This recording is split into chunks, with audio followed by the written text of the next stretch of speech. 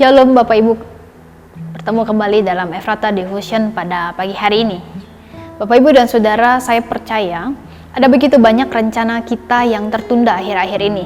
Planning kita harus kita cancel akibat pandemi COVID-19. Di antara kita pun mungkin sudah mulai jenuh, bosan, karena kita harus pakai masker kemana-mana. Pulang dari mana-mana kita harus ganti baju, kita tidak bisa ngobrol terlalu lama, kita tidak bisa menjenguk teman kita yang sakit dan lain sebagainya. Kita terus mempertanyakan kapan pandemi ini akan berakhir. Tetapi kita harus belajar dari kisah Yusuf. Yusuf pun mengalami dan menghadapi yang namanya masalah. Bapak, Ibu, dan Saudara, terkadang ada hal-hal yang menyakitkan yang harus kita alami. Mungkin ada hal-hal yang tidak enak yang kita terima.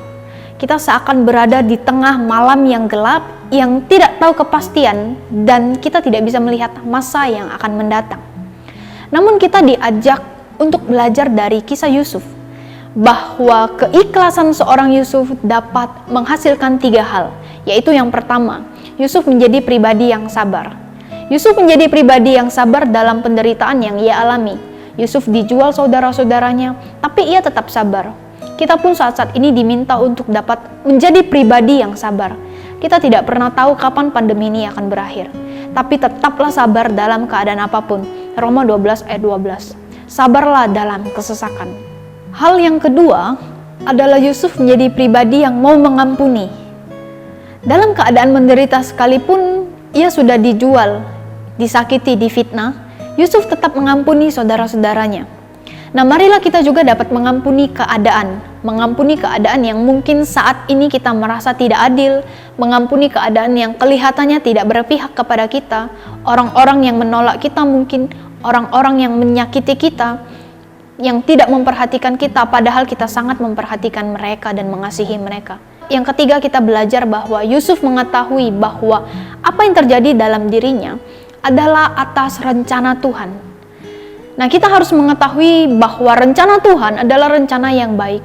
Seperti seorang Yusuf pada saat itu. Dia tahu meskipun ia tertolak oleh saudara-saudaranya, namun ia menerima dan ia tinggal bersama dengan saudara-saudaranya. Yusuf dapat menerima keadaan itu, maka dari itu Tuhan melakukan hal-hal yang besar dalam kehidupannya.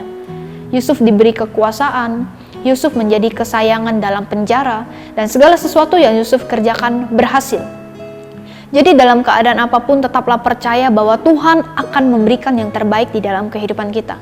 Seperti sebuah lagu dikatakan, terkadang kita merasa tak ada jalan terbuka, tidak ada waktu, seakan semua terlambat. Mari kita ingat bahwa Tuhan tidak pernah berdusta, karena ia selalu memegang janjinya. Janjinya adalah ia akan menyertai kita. Percayalah Bapak, Ibu, dan Saudara, Tuhan mengerti, Dia peduli apa yang kita alami saat-saat ini. Tuhan tahu dan ia mampu mengubah kesesakan dalam kehidupan kita. Kita dapat memperhatikan kisah Yusuf. Dalam keadaan apapun, Yusuf tetap bersandar kepada Tuhan. Yusuf tidak mengeluh saat apa yang menimpa di dalam dirinya. Yusuf tidak membalas atau mendendam kepada saudara-saudaranya yang sudah memperlakukannya tidak baik. Pertanyaannya bagi kita pada pagi hari ini, bagaimana dengan kita? Apakah kita tetap sama seperti Yusuf? Tetap menerima apapun yang terjadi dalam kehidupan kita?